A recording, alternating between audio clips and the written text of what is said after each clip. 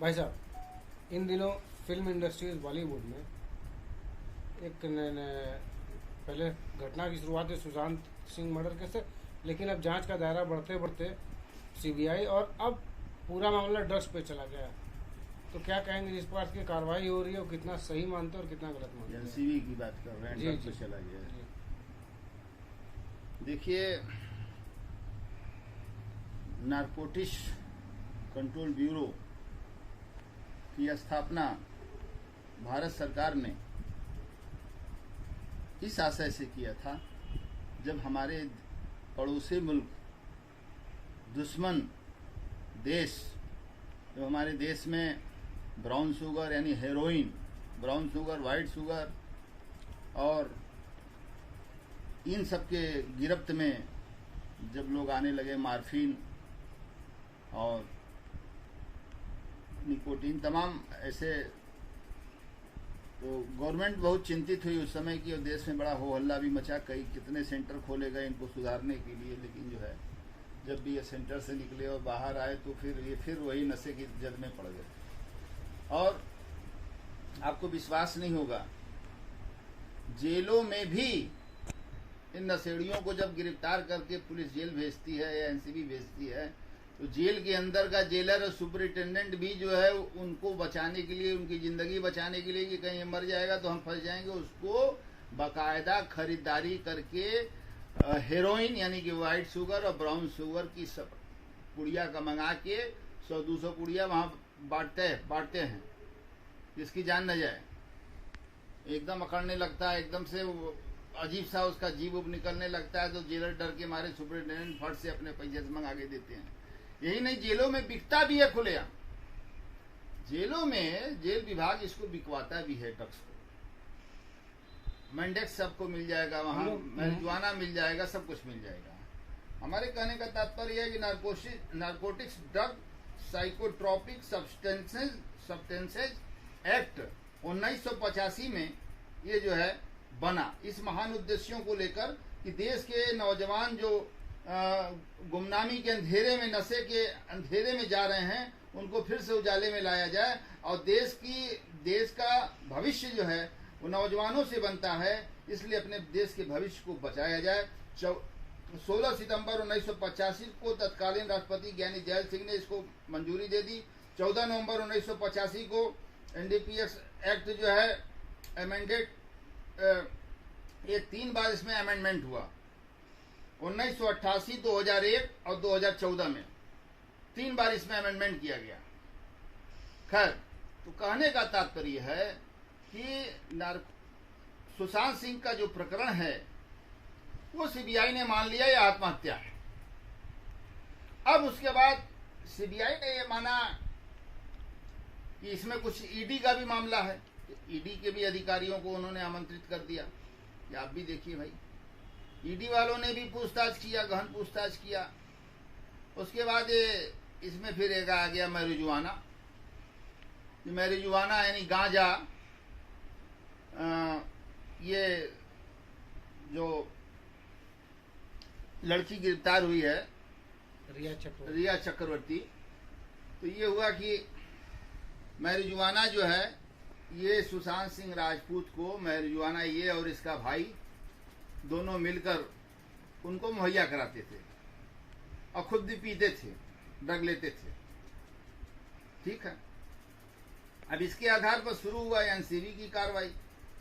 Narcotics control bureau अगर ठीक रहती, ईमानदार रहती, तो गवर्नमेंट, भारत सरकार ने जिन महान उद्देश्यों को लेकर नारकोटिक्स एक्ट बनाया 1985 में, उसका पालन कराती। या नारकोटिक्स कंट्रोल ब्यूरो और पुलिस और आबकारी विभाग के देख रेख में एक कारोबार होता है। यही कारोबार नहीं होता, देह व्यापार भी होता है। देह व्यापार अधिनियम 1956 में बना, और जो है देह व्यापार भी होता है। और भारतीय दूत अधिनियम, जुआ अधिनियम, बड़े पैमाने पर जुआ भी खिलवाया जाता है, पुलिस से लेकर और उसमें स्मैक भी चलता है, उसमें marijuana भी चलता है, उसमें हेरोइन भी चलता है, उसमें चरस भी चलता है, उसमें हशीश भी चलता है, तमाम चीज़ें उस जुआ खाने में भी चलती हैं और सब बाकायदा जो है लाइसेंस लिए हुए जुआ का और बार का और चल रहा है ये सब। आजकल हुक्का पार्लर भी बड़ी तेजी से खुला हुआ है। हमारे बनारस में कम से कम 400 हुक्का पार्लर चल रहा है। देश की बात छोड़ दीजिए, करोड़ों में चल रहा है। ये भी एक नशा का जद है। तो नारकोटिक्स कंट्रोल ब्यूरो अगर ईमानदार होती अपने पैसे के प्रति, अपने नौकरी के प्रति जिसका वेतन पाती है, तो नारकोटिक्स कंट्रोल ब्यूरो को क्या ये पता नहीं था कि बंबई फिल्म नगरी और फिल्म नगरी के बाहर और सीरियल नगरी और सारे नगरी में ये सब एडिक्ट हैं और ये सारे सप्लाई हो रहे हैं? क्या नारकोटिक्स कंट्रोल ब्यूरो को आंख बंद करके और कान बंद करके रहना चाहिए था? मैं ये पूछना चाहता हूँ। विक्की गोस्वामी से कोई बड़ा ड्रग स्मगलर है? वर्ल्ड का टॉप मोस्ट ड्रग स्मगलर है, 2 नंबर पर दाऊद इब्राहिम है। क्या कार्रवाई होती है एनसीबी की? एनसीबी का काम है बरामद करना माल, और बीएसएफ का कार्य है सीमा पर जो है, सीमा के मतलब कि सीमा के भीतर जो है ड्रग्स ना आवे। और हवाई जहाज वगैरह से अगर आता है तो उसकी भी जिम्मेदारी एनसीबी पर है, कस्टम विभाग पर है, सब पर है। लेकिन आज क्या है साहब? सीबीआई ने मेहनत किया, सीबीआई ने सब कुछ खोला, सब कुछ लाया, इन लोगों को थमाया। तमाचा है यार, जो बात सीबीआई निकाल ली, आप क्यों नहीं निकाल पा रहे थे? आप तो उसके लिए बनाए गए जिम्मेदार और जवाबदार हैं। 1 ग्राम की भी रिकवरी नहीं हुई अभी तक। एनडीपीएस एक्ट में यह जरूरी है रिकवरी होना। आर्म्स एक्ट में ये जरूरी है रिकवरी होना, चाहे 25 आर्म्स एक्ट हो, चाहे 25/30 आर्म्स एक्ट हो। हथियार का बरामद होना, गोली का बरामद होना, गोला बारूद का बरामद होना जरूरी है। इसी तरह से भारतीय द्युत जुआ अधिनियम 1867 में भी ये जरूरी है कि एक प्लेइंग कार्ड्स और फड़ पे पैसे और कम से कम 2 जुआड़ी होने चाहिए, इसके लिए भी जरूरी है। तब ये एक्ट में आप जुआ एक्ट में किसी को गिरफ्तार करके भेज सकते हैं। उसी तरह से नारकोटिक्स एक्ट में यह जरूरी है कि रिकवरी जरूरी है। रिकवरी अगर कोई आदमी पीने के उद्देश्य से लिया है तो कमर्शियल क्वांटिटी नहीं होगी, और कमर्शियल क्वांटिटी 300 ग्राम 300 ग्राम से ऊपर पे जो है कमर्शियल क्वांटिटी माना जाता है हेरोइन को लेकर, white sugar, blood sugar, brown sugar और हशीश, ये सब चीजें तमाम लेकर। 1 ग्राम, आधा ग्राम, 0.1 मिलीग्राम भी बरामदगी नहीं है, केवल गिरफ्तारियां हो रही हैं, सब समन ब समन हो रहा है। भाई क्या तमाशा है? 4 साल पहले कोई आपस में बात किया है, 4 साल पहले कोई अगर नशा छोड़ दिया तो उसकी सजा अब आप देंगे। 4 साल पहले अगर 2017 का मामला है और किसी ने अगर किया भी, लिया मैरिजुआना ले लिया, कुछ भी ले लिया, हशीश ले लिया, किसी के कहने पर ले लिया, कैसे लिया जाता हम बता रहे हैं, तो 4 साल बाद आप उसका कॉन्ग्रेंस लेंगे कि आपने 4 साल पहले पिया था। अरे क्या बात है? साबित कहां से हो रहा है? 1.1 मिलीग्राम की भी बरामदगी नहीं है, और एनसीबी जो है मुलजिम पर मुलजिम बनाए चली जा रही है, जेल में जेल भेजी चली जा रही है, और सबको जो है लाइन से खड़ा कर दे रही है। क्या तमाशा है? आज मजाक हो रहा है। आज बिल्कुल कानून के साथ खिलवाड़ है, मजाक है। और एनसीबी जो है अपने रास्ते से जो है भटक गई है। उसको तो रास्ता दिखाया देश की सीबीआई ने। हर जगह जो है मादक द्रव्य बिक रहे हैं, सब एनसीबी के अधिकारियों और इंस्पेक्टरों के नॉलेज में है। मैं जानता हूं इस चीज को अच्छी तरह से, क्योंकि मेरे पिताजी कस्टम अधिकारी थे, और जो है यहाँ मवैया पर जो है मैं रहा हूँ सिंस 1989 से 1991 तक रहा हूँ मैं। उसमें हमारे बगल में एनसीबी के ही इंस्पेक्टर रहा करते थे और डिप्टी डायरेक्टर रहा करते थे, और इनकम टैक्स के लोग रहते थे। सबसे हमारा परिचय था। मुझे मालूम कि क्या चल रहा है। भांग के ठेके की नीलामी होती है, 1,80,000 का भांग सरकार कहता है, निर्धारित करता है, एक कोटेदार को 1,80,000 का भांग देंगे, अब भांग का ठेका उठ रहा है 22 लाख में। तो ये 22 लाख कहां से रिकवरी होगी उसकी? 22 लाख यहां से कि हर भांग के ठेके के बगल में 2 लोग झोला लेके खड़े रहते हैं, और उसमें जो है मैरिजुआना यानी गांजा उसमें चरस, उसमें अफीम, उसमें हसीस, उसमें तमाम चीजें जो है बेची जाती हैं, ये सब जानता है। पुलिस भी पैसा खाती है, नारकोटिक्स कंट्रोल ब्यूरो भी पैसा खाती है, और इसमें जो है आपके डिपार्टमेंट ऑफ ये आबकारी डिपार्टमेंट पूरा मिला हुआ है। आप बताइए, ये स्थिति है इस देश की। जब नई नई लड़कियां इंडस्ट्री में जाती हैं, बाहर से मेरी बहनें हैं लगेंगी, मेरी यही कह सकता हूं कि जाती हैं जब अपना भाग्य आजमाने के लिए, माँ बाप को छोड़ के चली जाती हैं कि हम कुछ बनना चाहते हैं, हम कुछ अपने कलाओं का प्रदर्शन करना चाहते हैं, तो वहाँ पर वो जब कांटेक्ट कोई हर डायरेक्टर का जो है वो होता है, भड़ुआ होता है। अभी अनुराग कश्यप का भी एक मामला पकड़ा, जैसे पायल घोष ने। मैं पहले आपको ये बताना चाहता हूँ कि जब वो लड़कियां जाती हैं तो जब इंट्रोड्यूस होती हैं डायरेक्टर से, प्रोड्यूसर से, तो ये लोग जो है रेव पार्टी के नाम पर किसी फार्म हाउस में, किसी बड़े होटल में सब लड़कियों को बुलाया जाता है कि आप लोग आइए, रेव पार्टी पहले होगा।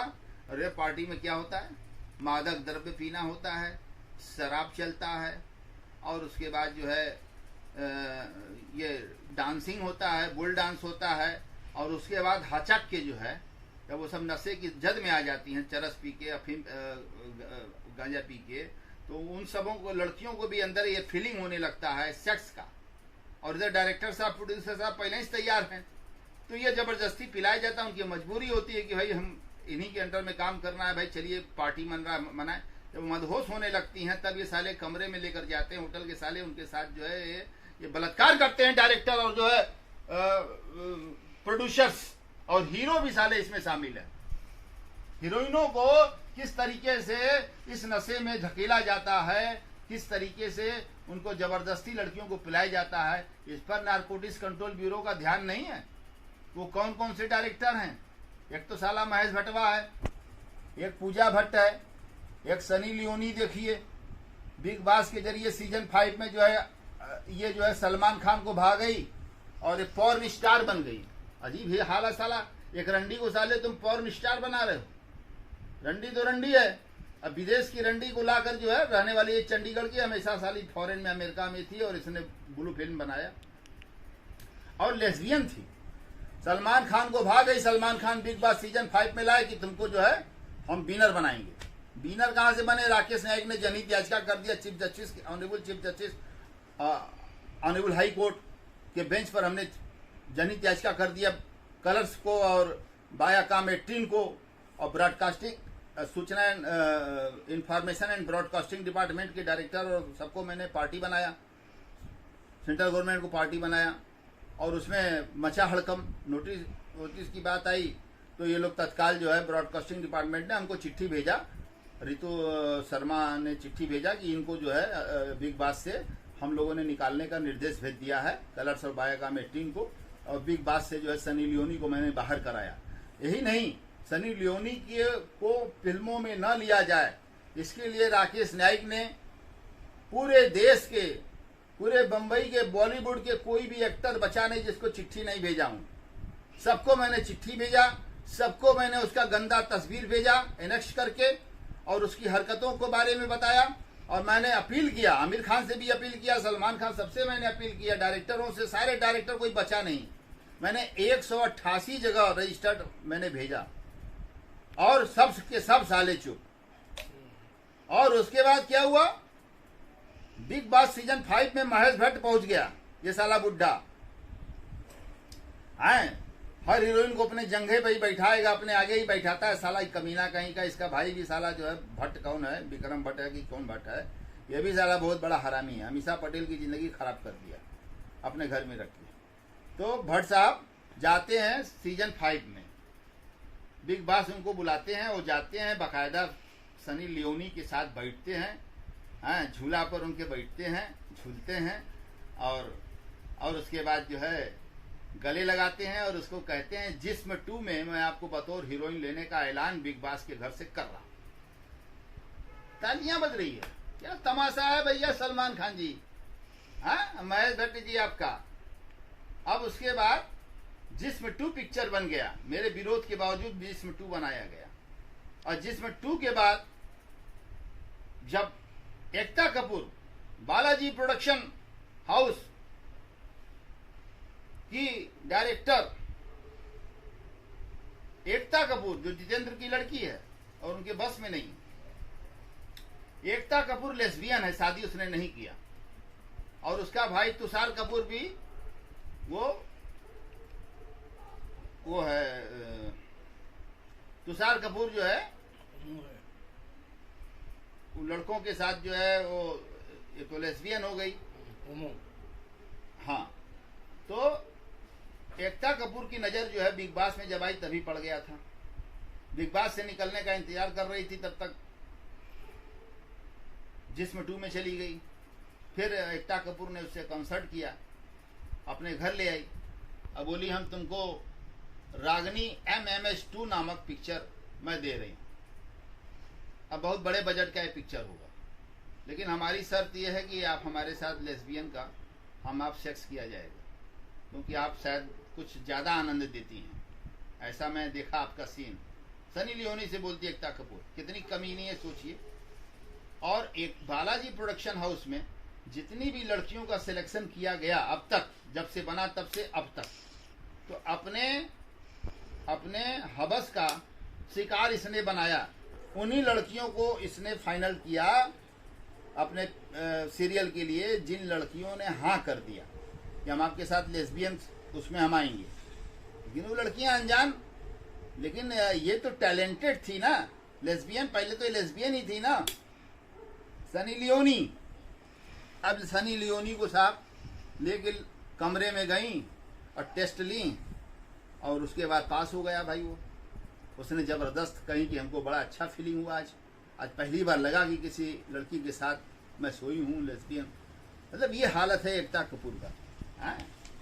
हम लोग वापस आए अपने सवाल पे ही मैं हूँ, मैं सवाल पे हूँ, कहीं आप भागिए नहीं, मैं सवाल पर ही हूँ। मैं आपको बताना चाहता हूँ बॉलीवुड का ये गंदा खेल, ये गंदा खेल बॉलीवुड का गंदा खेल है। और इस तरीके से इनको रेप पार्टी के द्वारा, रेप पार्टी का मतलब है ड्रग्स है, शराब है, और इसमें सिगरेट है, और इसमें जो है हेरोइन है, कोकीन है, ये तमाम चीज़ ड्रग्स है इसमें इन्वॉल्व है। हाँ, दम मारो दम मिट जाए गम, बोलो सुबह शाम हरे कृष्णा हरे राम। क्या तमाशा है। राम को भी बदनाम कर रहे हो ड्रग्स को लेकर, कृष्णा जी को भी हमारे बदनाम कर रहे हो ड्रग्स को लेकर, भोलेनाथ बाबा जी को भी तुम लोग बदनाम कर रहे हो मेरे ड्रग्स को लेकर। मैं पूछना चाहता हूं नारकोटिक्स कंट्रोल ब्यूरो के भारत सरकार के डायरेक्टर से, ये डायरेक्टर महोदय ये बतावें कुंभ मेला में कितने लाख टन जो है मैरिजुआना गांजा जो है वो साधु संत पीते हैं खुलेआम चीलम लगा के। अब कहते हैं बोल बम। और आपके देख लीजिए अयोध्या में, देख लीजिए जहां भी साधु संतों का अखाड़ा है आप देख लीजिए, नागा साधुओं का देख लीजिए, सब मैरिजुआना पीते हैं। आप कैसे पीने देते हैं? नारकोटिक्स कंट्रोल ब्यूरो के डायरेक्टर से मैं पूछ रहा हूँ, आपका डिपार्टमेंट जो है कैसे इनको पीने देता है, कैसे परमिट करता है, कैसे नजरअंदाज कर देता है? भाई खुलेआम इस तरह से चल रहा है। और आप जो है झूठे सब अभिनेत्री बेचारी जो गम की मारी हैं उन्हीं के पीछे पड़ गए आप पीछा पकड़ लिया है आप यार। क्या सीबीआई ने आपको मौका दे दिया, आपने पूरा पीछा पकड़ लिया है? बरामद करिए ना, रिकवरी करिए ना यार, आप रिकवरी कराइए। पंजाब मेरा डूब गया नशे की आगोश में, पंजाब का नौजवान नौयुवतियां जो है नशे की आगोश में डूब गई। आज पंजाब का जो है किसान जो है मारा फिर रहा है, क्योंकि उसका नौजवान बेटा जो है 1 नहीं 2 नहीं 3 नहीं सब जो है ड्रग एडिक्ट हो गए। क्या कर रही है नारकोटिक्स कंट्रोल ब्यूरो? क्यों नहीं पंजाब में जो है बैंड करा दी? क्यों नहीं पंजाब में जो है ये कराया है? हर रोज स्पेशल ट्रेन चलती है बॉम्बे के लिए पंजाब से, और बम्बई जाती है अस्पताल, वो बॉम्बे जो टाटा मेमोरियल हॉस्पिटल है वहाँ जाती है। नशे को छुड़वाने के लिए लाखों सेंटर चल रहे हैं, एनजीओ चल रहा है, कहीं कुछ नहीं। आप कर क्या रहे हैं? आपको सीबीआई बता रही है, तब आपको समझ में आ रहा है नारकोटिक्स कंट्रोल ब्यूरो के अधिकारियों। उसके पहले आप कोई संज्ञान नहीं लिए बॉम्बे पर। बॉलीवुड पर, हा? और आप सबका अतीत बुला बुला कर कि आप 4 साल पहले ली थी, पी थी, अरे पी थी, बात खत्म हो गया। अब रिकवरी तो है नहीं। अब का बताइए, कोई रिकवरी तो दिखाइए उनके पास से एनडीपीएस एक्ट के तहत। या आप सबको जो है जेल ही भेजना चाहते हैं, जेल ही भेज दीजिए। हम आपके खिलाफ बोल रहे हैं, हमको भी जेल भेज दीजिए। आपका मकसद सिर्फ जेल भेजना है और पैसा लूटना है। जितने ड्रग के स्मगलर हैं, आंख मूंद कर आपको बिकवाना है। चलिए बिकवाइए, हम भी देखते हैं। जनहित याचिका सुप्रीम कोर्ट में आर्टिकल 32 के तहत मैं भी कर रहा हूं और मैं पूछ रहा हूं सुप्रीम कोर्ट के जरिए जो है मैं पूछता हूं, सारी बातों को रखता हूं।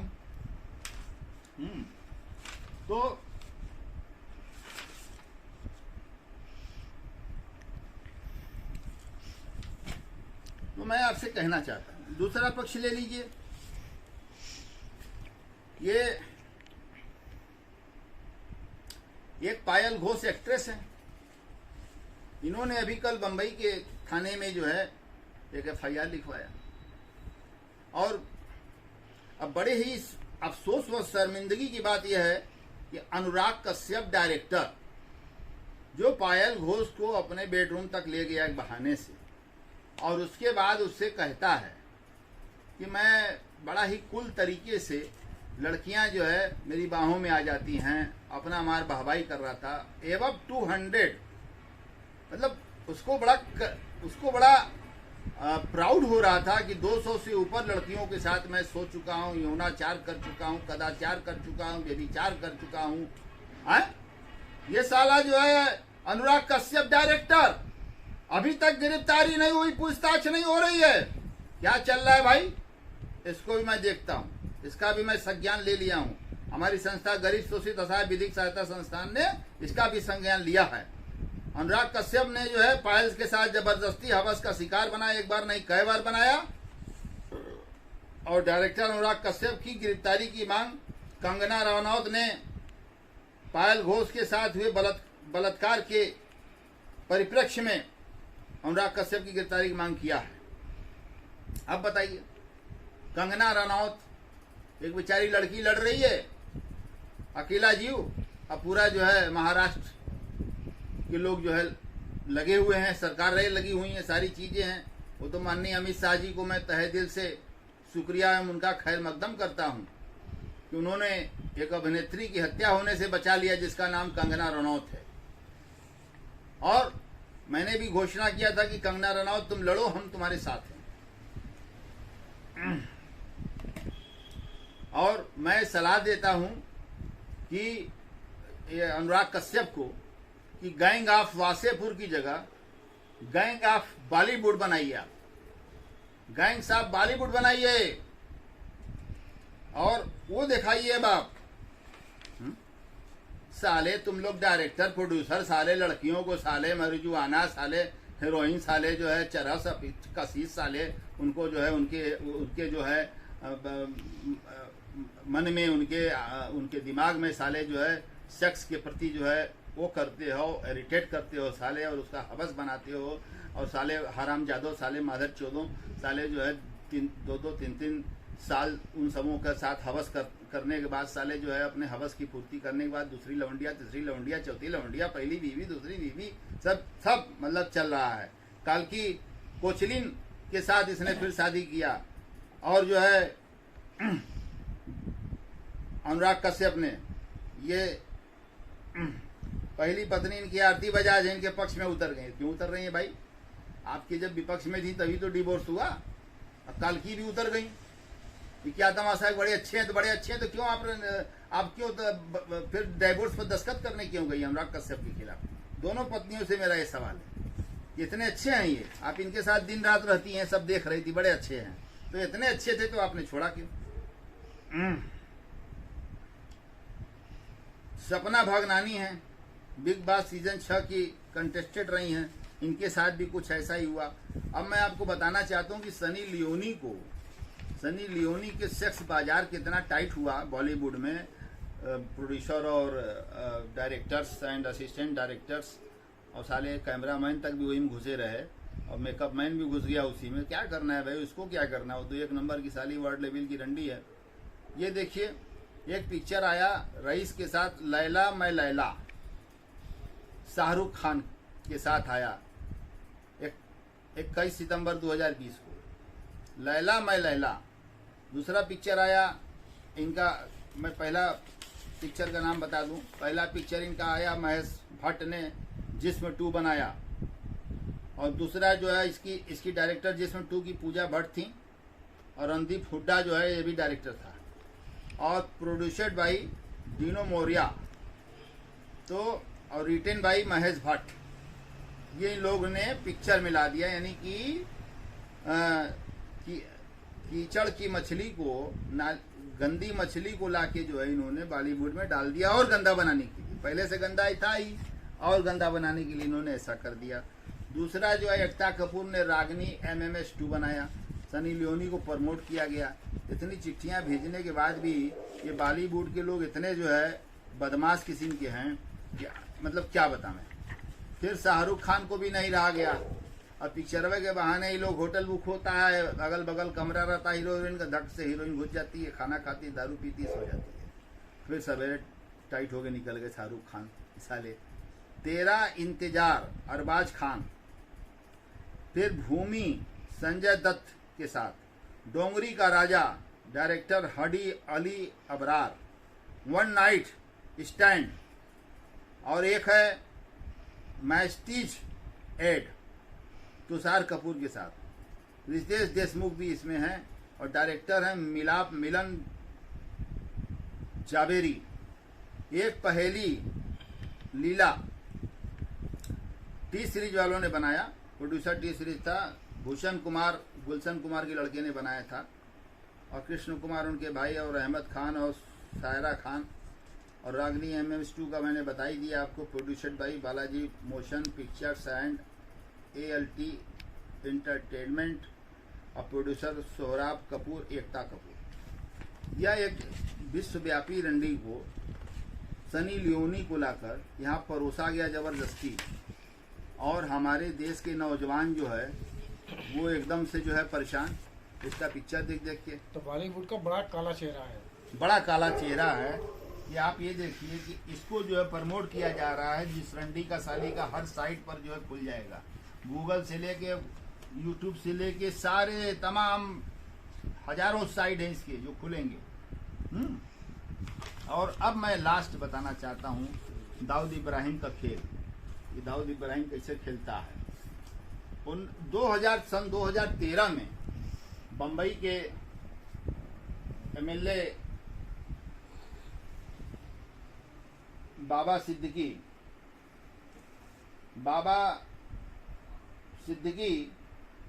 2013 में एक भूखंड के मामले में, ये बिल्डर से बना, बम्बई का बड़ा बिल्डर से, बाबा सिद्दीकी, इसका पूरा नाम है बाबा जियाउद्दीन सिद्दीकी।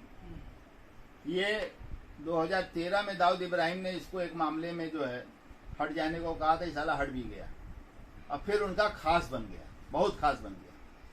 पैसा दाऊद इब्राहिम का लगाने लगा बिल्डर्स के कार्य में, और कांग्रेस पार्टी का ही विधायक, और कांग्रेस पार्टी का विधायक ये ईद में जो है, ये ईद अफ्तारी का पार्टी देता है। ये देखिए पूरा साले ने हीरा का पहना है, और ये देखिए सलमान खान का हाथ पकड़ा है, और इसके पीछे दिखाई दे रहा है वो ये जो बिल्डर्स है बनारस में, जो विजय सिंह से मिलने आता था, क्या नाम है, अबू अजमिया, ये दिखाई दे रहा है। ये देखिए, इतने नहीं, बाबा सिद्दीकी को निर्देश दिया दाऊद इब्राहिम ने कि तुम अगली बार इस पार्टी में, सलमान खान को मैंने बोल दिया है, शाहरुख को भी समझा दिया है, तुम भी उसको मैनेज करके दोनों की दोस्ती करा दो, दोनों मुसलमान हैं, हम सभी मुसलमान हैं। ये देखिए ध्यान से, शाहरुख खान गले से गले लग रहे हैं, बाबा सिद्दीकी बीच में, एक तरफ सलमान खान की दोस्ती कराया इसने दाऊद इब्राहिम के कहने पर। और ये देखिए इनके पार्टी में सुनील शेट्टी भी जो है देखिए दौड़ रहे हैं पैसा के लिए कि कुछ मिल जाएगा सिद्दीकी साहब से। हैं, अरे दौड़ो साले तुम लोग, दाऊद इब्राहिम को आगे बढ़ाओ। ये सुहेल खान हैं अरबाज खान है, सब जो है ये सब जाते हैं। दाऊद का दबदबा कायम। हाँ, तुषार कपूर भी भाग रहे हैं, शत्रुघ्न सिन्हा भी देखिए लाइन में लगे हुए हैं, इनके दौड़ रहे हैं। और तो और देखिए शिल्पा शेट्टी जी भी इसी में हैं। और ये देखिए जैकलिन फर्नांडिस भी हैं इसी में, बाबा सिद्दीकी के यहाँ पार्टी में। और उर्मिला मातोंडकर क्यों पीछे रहेंगी, इनको कौन पिक्चर नया मिल रहा है, तो ये भी चली गई पार्टी में। 20-25 लाख का चेक मिल गया, काम खत्म हुआ। तो ये स्थिति है। और तो और देखिए कंधे से कंधा मिलाकर राहुल गांधी जी चल रहे हैं, कांग्रेस पार्टी। हाँ, कंधे से कंधा मिला के चल रहे हैं राहुल गांधी जी। उसके बाद एक चुनाव हार गया बाबा सिद्दीकी, ये है ये बाबा सिद्दीकी साले का, इसका पुलिस फोटो, ये दाऊद इब्राहिम का खास है, इसका पहले पूरा फोटो फाड़ो। चलो, और मैं अपनी वाणी को विराम देने से पहले मैं महात्मा गांधी अमर रहे, पंडित दीनदयाल उपाध्याय अमर रहे, लौह पुरुष सरदार वल्लभ भाई पटेल अमर रहे, लाल बहादुर शास्त्री जी अमर रहें, डॉक्टर राजेंद्र प्रसाद अमर रहें, रविन्द्रनाथ टैगोर जी अमर रहें, अशफाक उल्लाह खां साहब अमर रहें, अबू कलाम आज़ाद जी अमर रहें, अब्दुल कलाम पूर्व राष्ट्रपति जी अमर रहें, और देश की आन बान शान के लिए सरहद पर शहीद होने वाले जवान अमर रहें। और मैं यही कहना चाहता हूँ अपने जवानों के लिए, शहीदों की मज़ारों पर लगेंगे हर बरस मेले, वतन के मरने वालों का यही बाकी निशान होगा।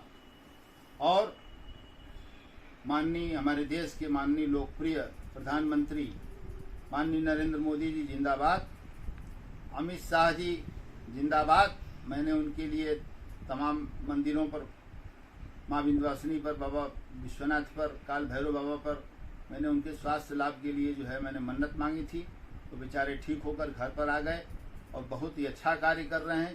क्लीन बॉलीवुड कर रहे हैं, गंदगी जो है वो साफ कर रहे हैं, वहाँ सड़ान आ रही है। उसके लिए अमित शाह जी को तहे दिल से शुक्रिया और तहे दिल से खैर मकदम करता हूँ।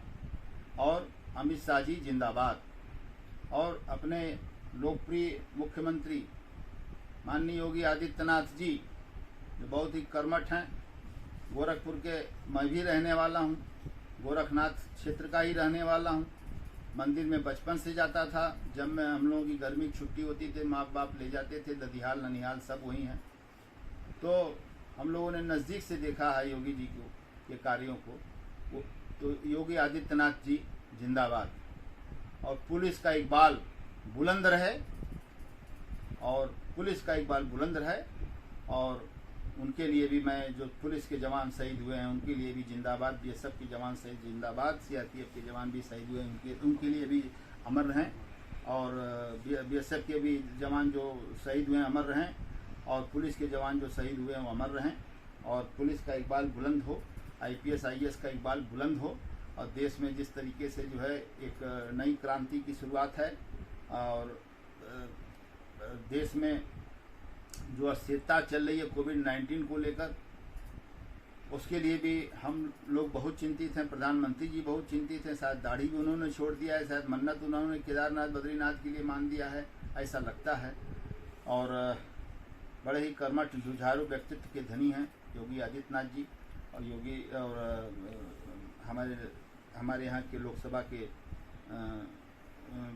सदस्य, लोकसभा संसद सदस्य नरेंद्र मोदी जी, ये भी बहुत कर्मठ जुझारू व्यक्तित्व के हैं, प्रेरणा मिलती है नरेंद्र मोदी जी से भी। अमित शाह जी भी बहुत कर्मठ हैं, प्रेरणा मिलती है। मैं इनकी भी जय जयकार करता हूँ। और जो है मैं कहना चाहता हूँ, न्यायपालिका जिंदाबाद, भारत का संविधान जिंदाबाद, भारत माता की जय हो। न्यायपालिका के chief justice of India justice board honourable justice Bobde जिंदाबाद। और सत्यमेव जयते, इस सवाल को उठाने के लिए आप सभी को बहुत बहुत धन्यवाद, तहे दिल से शुक्रिया, तहे दिल से खैर मकदम करता हूँ। आपके दुआओं का, जनता के, देश की जनता की दुआओं का तलबगार, देश की जनता का ही सेवक राकेश न्यायिक पर हमारे देश की जनता जनार्दन आशीर्वाद दे और दुआओं में शामिल रखे, यही आराधना है। बहुत बहुत धन्यवाद।